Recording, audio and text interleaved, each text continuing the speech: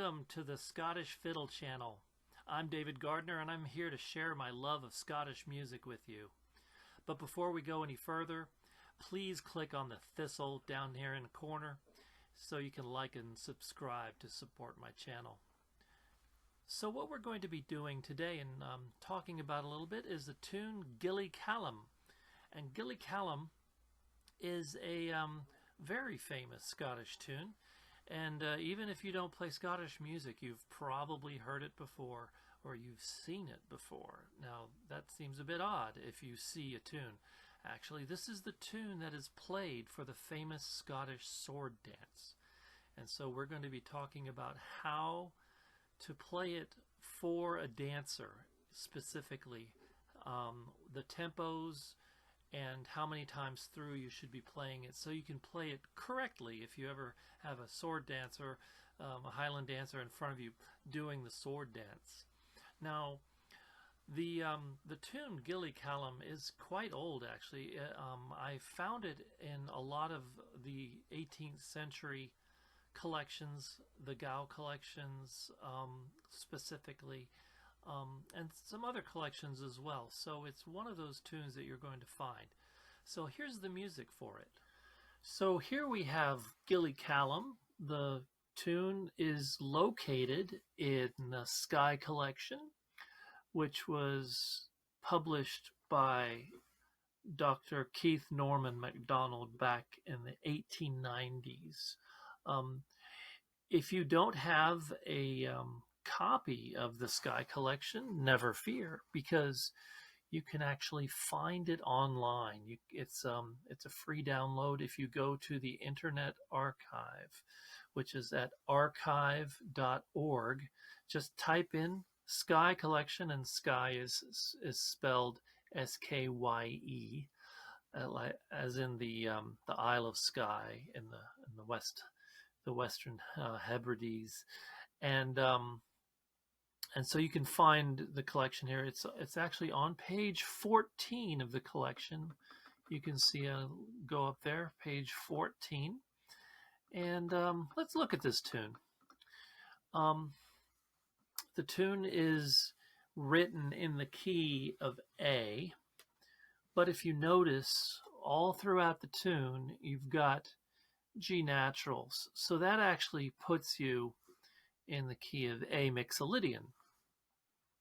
And if you ever listen to this tune being played at like a Highland Games, it's usually danced by young ladies, but originally this was a man's dance. The term Gillie Calum is actually, it's a name, it's the servant of Malcolm. And it goes back actually quite far in history. So the supposed history is that when Macbeth, of Shakespeare's fame, of course, was defeated at the Battle of Dunsinane back in I think in the 1060s or 50s, King Malcolm actually took the swords and crossed them on the battlefield and danced over them, and that became a tradition after that to dance the sword dance. So if you look at this, the way that you actually dance it is, first you have to give the dancer an intro, and the intro is actually this first line right here. You just play the first line as the intro. So that's the intro. So you play that, and then you play through the music with the repeats twice. And you play that at about 105 beats per minute, which is this. So it's ba-da-dum, ba-dee-da-da-da-da-dum, ba-dee-da-da-da-da-dum, ba-dee-da-da-da-da-dum, ba-dee-da-da-da-da-dum, ba-dee-da-dum. Okay, that's the tempo that you do, and you go through that. And you do that twice, okay? You play through the music twice. And then once you get back to this last measure, the dancer or dancers, if you're playing for more than one dancer, claps.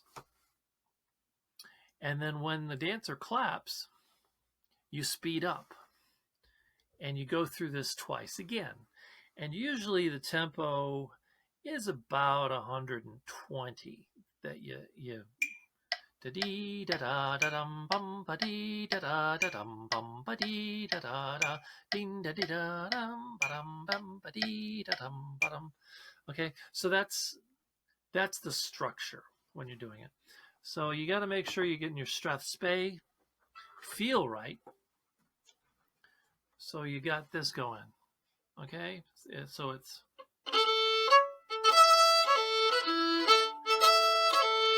so this sort of feel of a strathspey.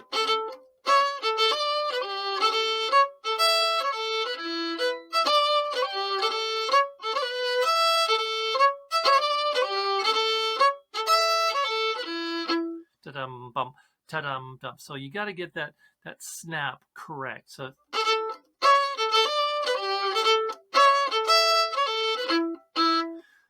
that's probably the most difficult part of this whole thing, is getting that done. So what I'm going to do now is I'm going to play the entire thing, and we're going to play it as if we're playing it for dancers. So what I'm going to do is I'm going to play the intro. So I'll play the first line, and then I'll play going through twice, and so that'll be at the correct tempo. So I'm trying to set my guide here. All right, there we go. Just as a bit of a visual reference there. Let me put over here. Okay, you can't hear that, but I can see it. So ready?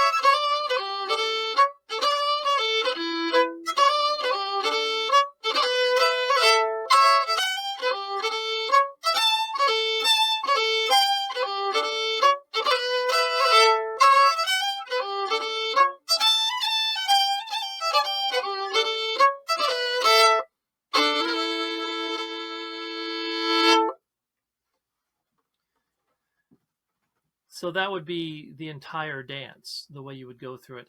And I, at the very end, when we go, and then and the dancer would bow at that point. So I looked up the date, and it is in indeed the year 1054, the Battle of Dunsinane. So that's how far back the tradition of a sword dance actually goes. So I hope that was helpful. If you've ever run into a situation where you had to play for a dancer and do the sword dance, it's a great tune anyway. I highly recommend adding it to your repertoire. Wonderful, wonderful strathspey. And it works for other strathspeys as well. You can even play it for a Highland fling and things like that. But that's the actual structure of Gillie Calum for the sword dance itself. So hope that was helpful to everybody. And again, don't forget to click on the thistle down in the corner to like and subscribe to my channel. And you all have a very, very lovely day. Bye-bye.